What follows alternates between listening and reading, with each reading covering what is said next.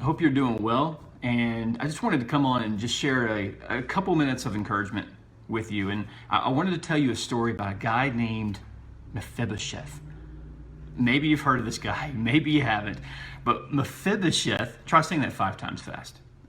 Anywho, Mephibosheth is the grandson of King Saul from the Old Testament and the son of Jonathan.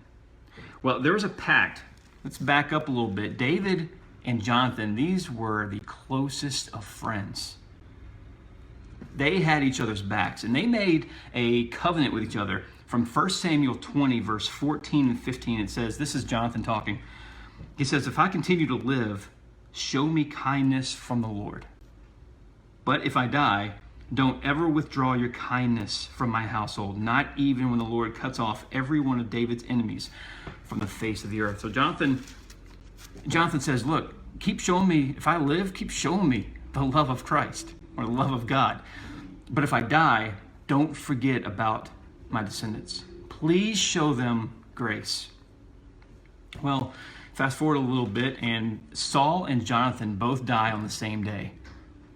Mephibosheth at this time is 5 years old when he finds out that both his grandpa and his dad both pass away. His nanny picks him up and starts running with him. And as she's running, she trips and she falls and she drops him. And he became lame. And so here's where the story picks up in 2 Samuel 9. This is where you'll find the story of Mephibosheth that is just incredible. Chuck Swindoll, he said this story right here, he said in his personal opinion, this is the greatest illustration of grace in all of the Old Testament. I love this story. And so Mephibosheth, David is king. And so he asks, hey, is there anybody, he said, is there anyone from 2 Samuel 9 remaining from the family of Saul that I can show kindness to for Jonathan's sake? He didn't wait. He didn't sit back and wait for somebody to come to him and say, oh, you're Saul's descendants, you're Jonathan's descendants, I'll show you grace. He took the initiative to ask, hey, right now, is there anyone that I can show kindness to? Well, this guy steps up, his servant steps up, says, yeah, there's one. His name is Mephibosheth. So this is 15 years later. Mephibosheth is probably about 20 years old or so. And so David, he talks to him, he brings in Mephibosheth, and he tells him, he says, look, don't be afraid. I made this pact with your dad, Jonathan. And Mephibosheth fell face down in front of King David. And David says to him, I am going to restore to you all of your grandfather Saul's fields, and you will always eat meals at my table.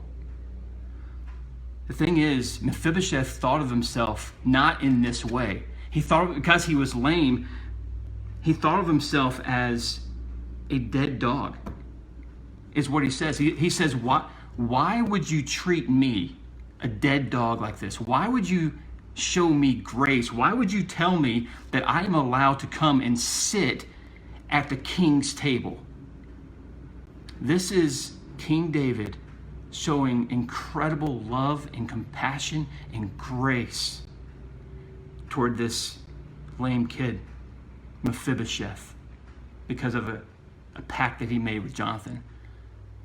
You know, this points to Christ. This is a great visual of who God is. We were the lame ones. We are the Mephibosheths, and God didn't just sit back and wait for us to come to him, because why? That wouldn't have ever happened. He left the 99 to come find us.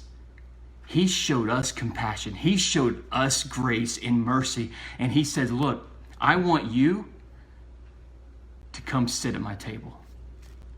I want you to be seated with me because I am adopting you. You are my son and you are my daughter. I've adopted you into my family because I love you. Incredible story of grace with Mephibosheth and this pointing to Christ. I just hope that you remember during this time, loneliness is something that I struggle with quite a bit. And now during this time where we are staying at home, that could be even more prevalent. I just want you to remember whose you are. I want you to remember that you are a son or a daughter of the Most High, and you are loved more than you can possibly imagine.